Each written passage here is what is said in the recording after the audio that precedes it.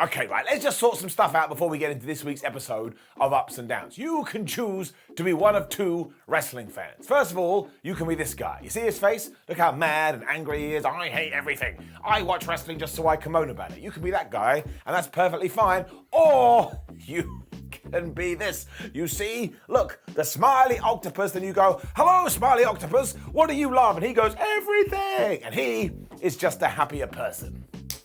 I cannot believe this was the intro to Ups and Downs this week. But look, I've done over 1,000 of these, and I'm running out of ideas. Let's up those downs.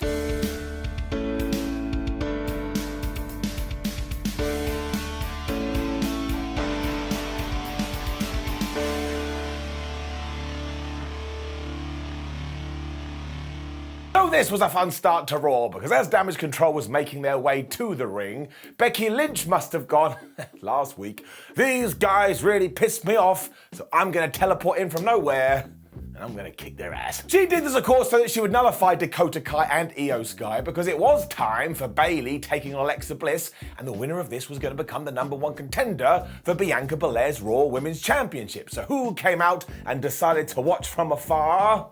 Obviously, it was Bianca Belair. Bayley's a smart cookie, though, because she's been doing this for a while, so she pushed Bliss into Rhea the ring post, which kind of knocked her silly. Although Alexa was still able to fight back with this Hurricane Rana off the ropes. I hope she's okay, because she kind of landed all squibbly-wibbly. She was still able to recover and hit a senton off the apron as well as a DDT, and I've decided that we should name the DDT here on Ups and Downs. I know it has a real name, but I don't care about that. So from now on, it is going to be known as the Devastating Disaster Turtle. Bayley was then hurled into the turnbuckle before she too was able to come back with a Bayley to belly, but that only got 2, so no wonder she changed her finishing move, when she just strolled back over to the ropes and started to take off one of the turnbuckle pads.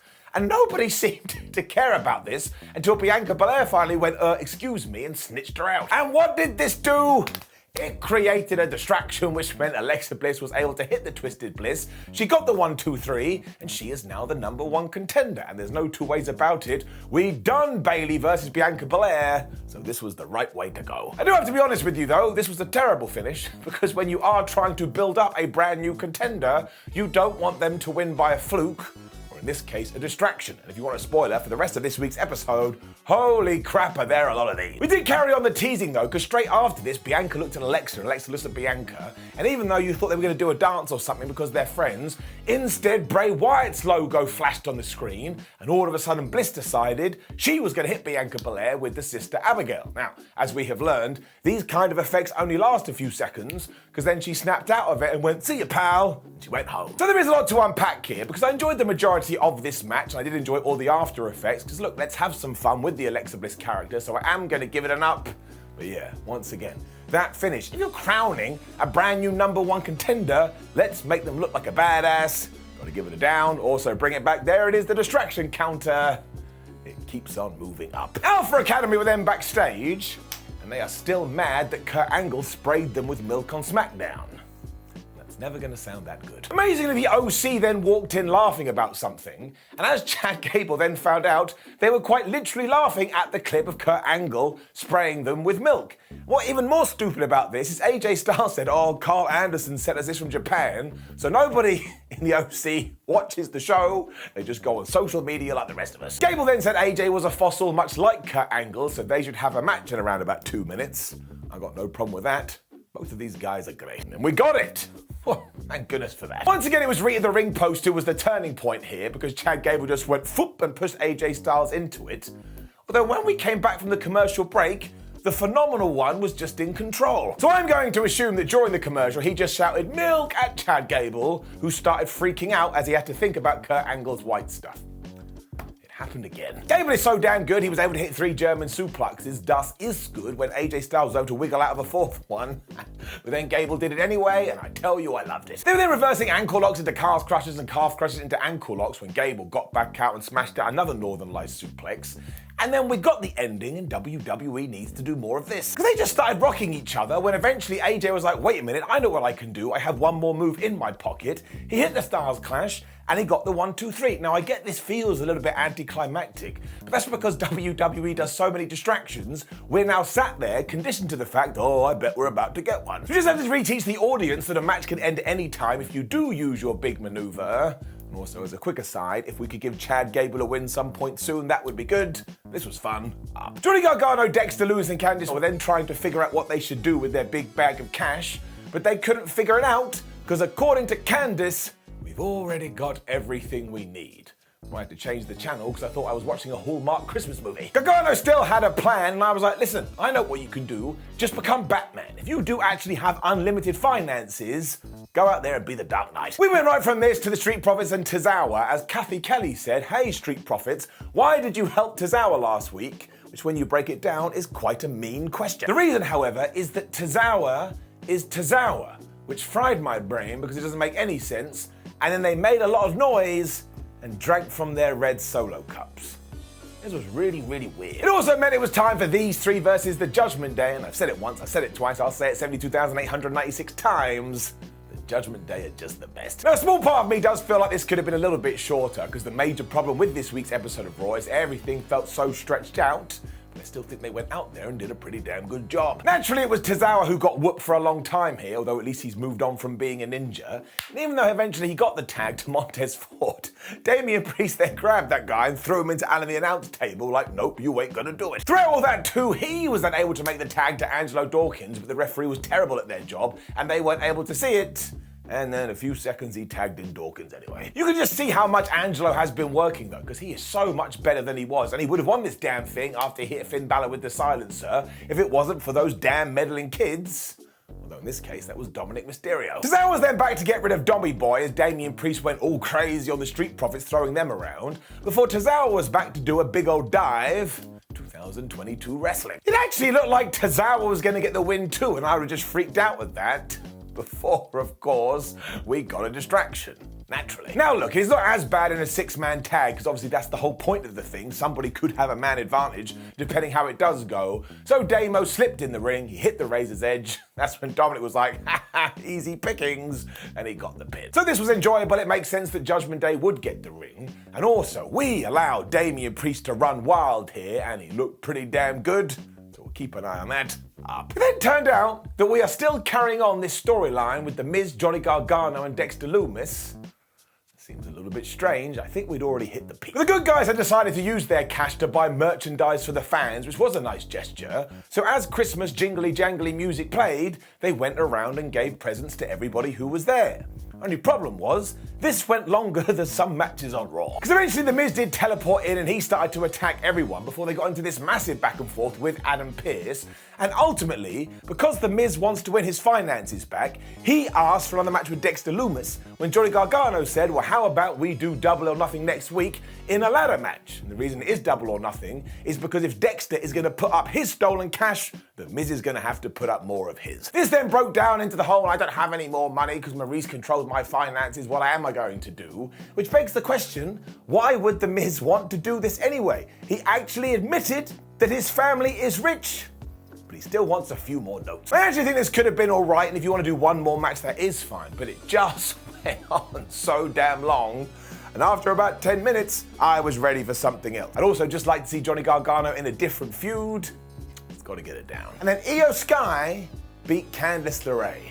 Now I do get this on paper because of course recently LeRae was able to beat Dakota Kai, who was Io Sky's tag team partner, but there is the magic word, what in the flubbins has happened to those women's tag team titles? They've escaped off into the abyss again. They really did go at it though, because Sky hit this top rope code breaker, and on the outside Candice LeRae hit a Poison Rana before Io Sky came back with a German suplex. Big eight. But again though, we did have a really good ending here because Candice was just murdered with one move, and because that didn't work, Io Sky dragged her ass over to the turnbuckle and she hit the moonsault, and that was enough for the 1-2-3. So again, sometimes you just have to keep it simple. And while this was a little bit flat, because again, there's no real heat here, I'm gonna give it an up. Thought people worked hard. But then got reminded that Riddle is going to be off TV for a while, and if you do read the rumor mill, apparently he's been sent to drug rehab by WWE, so I hope he's doing okay. When we're in the presence of the one and only Kevin Owens. This was amazing too, because as he was mid-chat, Elias walked up to him and asked him for help later, as KO just melted down saying, "Do you not remember what you did to me earlier in the year? You sent me absolutely loopy, so no, I'm not gonna help you." He also referenced the fact that the last time Elias and himself was in the ring, he got smashed with a guitar. And when Elias tried to justify this by saying, "Well, you did that to Ezekiel," Owens went absolutely crazy going, "But you told me you two were different people." So this actually brought joy to my heart. I could feel it. Elias totally no-sold this too and once again asked Kevin for help. So Owens just stormed off. Honestly, this is the type of wrestling I want in my life. Anytime I mention that on Twitter, people go, "Simon, you're all that is wrong with the world." Yeah, I totally get that. My parents have been telling me that for 30 years, but I don't care. To the point, I am giving it up. That's right. This did go right into the Elias segment, which was a constant dedicated to his fallen friend. And of course, we had drug jokes here. Elias pulled out some paper that looked like he was going to smoke a joint, but instead it was just a bunch of lyrics that apparently Matt Riddle had written for him.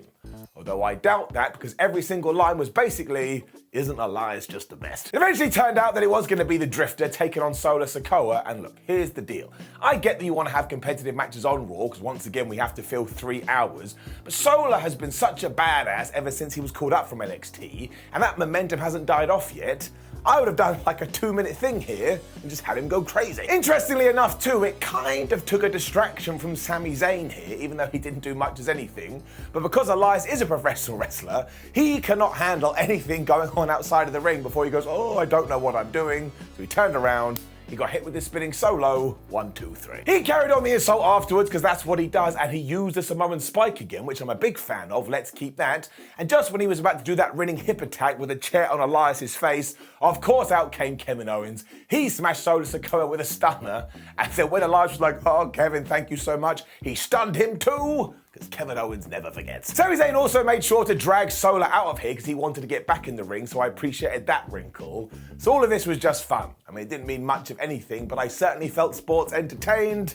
Giving it up. Then had all these pictures of the Miz dressed like an elf giving out some presents, and I was like, well, how the hell did they convince him to do that? It doesn't make any sense, but thankfully I was able to forget about that right away, because it was time for Asuka versus Rhea Ripley again. Alright. Something is definitely brewing though with Asuka, and she's been teasing us on social media, because she came out here, and not only was she more serious, not only was she more aggressive, but she's not wearing face paint anymore. And if you're aware of her career pre-WWE, kind of feels like we may be doing some of that. She also used Rhea the ring post on Rhea Ripley, who was having a worse night than Barry Barricade at the Ring of Honor pay-per-view, when she also did a code breaker into the ring apron.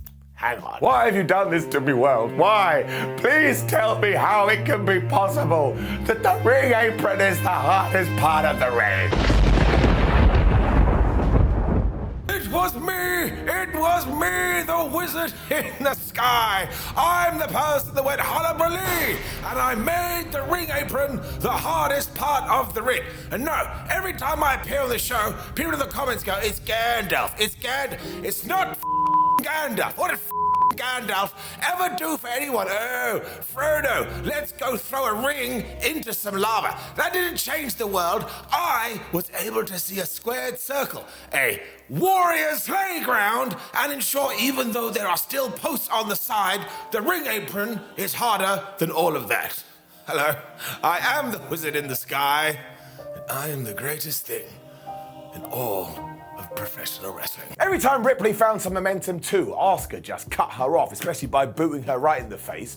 And even when Rhea was like, "Oh yeah, is that all you've got, Empress of Tomorrow? Let's see what else is in the tank," Asuka just went, "All right," poof, and punched her. It was so bad it sent Rhea Ripley to the outside, where of course Dominic checked on his mammy because he is the pappy. And Asuka was great once again here, because she pretended that she was going to kick Dominic, who freaked out so much he fell on his ass anyway, and then Rhea was like, "Why don't you leave him alone?" Everybody here is brilliant. It was a huge mistake though, because it basically was a distraction tactic, so Rhea from nowhere just shoved Asuka right into the ring apron. But when she was going to hit the riptide, Asuka kind of wibbly-wobblied, and she reversed it into the Asuka lock. Of course, this is when Dom jumped on the ring apron like, "Please leave my would-be girlfriend alone." So Asuka went right up to him and went, "Pfft," and did the miss right into his face. but of course this was a mistake because Rhea then pushed Asuka into Dommy Boy, which I thought was good. She hit the Riptide, 1, 2, 3. But she didn't celebrate because everyone was so concerned about Dominic's eyes, they kind of just stormed to the back. All of this was absolutely brilliant. Let's keep doing it, giving it an up. With that said though, it was another distraction. I've already mentioned it a few times through this video. Sometimes it just gets a little bit boring, especially in the creative world where you could have done anything here. A goat could have appeared and gone, meh, you know what, I've done that joke before. We're not doing it again. Put up the distraction counter by 1, and also we're giving it a down. We then got even more silliness because we were in the back with Dominic, who was all like, my eyes, and Rhea Ripley and Finn Balor were freaking out, and Finn was just shouting, go to your happy place. When Damian Priest was all like, look man, it could be a lot worse, something else could be burning, and he was talking about his penis. Ripley scolded Damian for that though, because she was worried about her friend, and honestly, these guys, the unexpectedly best act of 2022. Dolph Ziggler was then talking to us about the US Championship because of course he wants it and he hates Austin Theory and understands how good Seth Rollins and Bobby Lashley were. It was time for our main event, the #1 contendership for that their title, Seth versus Bob. And it was good because of course it was good, and at one point we saw Austin Theory watching this from the back and he was standing in front of the TV at a normal angle. And as we have learnt over the years, when you're allowed to do that, you're in line for a pretty big push. This Seth Rollins 2-man, in the early going, Bobby Lashley just grabbed him and threw him over Barry Barricade. And while we couldn't see it properly, it absolutely looked like Seth had just landed on his head. He soon fought back and was even able to hit a Falcon Arrow onto Bobby Lashley, which was pretty damn cool. And when Bob went for the spear, instead he got hit by a super kick, he got bit with the frog splash, and Rollins got the 2. We then got more referee shenanigans though, because when Bobby Lashley was able to apply the hurt lock, and he was just swinging Seth Rollins around, the referee had to bail so he wouldn't get hit, but when he landed on the floor, he was like, oh, my leg, and I was like, bro, you barely touched that. During all this though, Bobby Lashley was able to hit the spear, and even though he had Seth Rollins beat, the delay by the official meant that Rollins was able to kick out, so Bobby was super pissed. This all then tied into last week when Lashley got all mad at WWE personnel, because he went for another spear, Rollins was able to turn it into a pedigree, and I always enjoyed that spot, and it also meant Bobby Lashley was dead. Seth Rollins is your new #1 contender. We're still treating Lashley as a monster though, as he basically popped up right after this, and he started going crazy at one referee. He pushed another referee down. When Adam Pearce appeared, it was like, Bobby, would you please stop? I've already told you about this. So Lashley pushed him into Barry Barricade. Adam Pearce then pretended he said Mother Hubbard, and he fired Bobby Lashley. So he is definitely going to be signed by AEW, and there is a massive plot hole here, I grant you that, because we have seen wrestlers do 10 times worse than this, even on NXT recently, and they don't get sacked, but I presume that is going to tie into Bobby Lashley's beef, and maybe, just maybe, he returns as part of a Hurt Business. Gonna keep everything crossed. I did think this was a nice end to Raw though, because it set up loads of things, including Seth Rollins versus Austin Theory, and I bet that Dolph Ziggler gets involved with that too. I am gonna give it an up. I do have to say though, as we've already mentioned, there was a lot of filler on this week's episode of Raw. Like when you take it match by match or segment by segment, which we do on Ups and Downs, it doesn't feel that bad, but actually, when you sat through the 180 minutes, there were some points when I was like, please, for the love of everything, would you speed up? Because of that, you gotta give it a down. Still though, it was certainly a harmless show, and it would have been really good if it had just been 2 hours. I don't like sticking to this point for too long. It's been this way for over a decade. You may as well just accept it.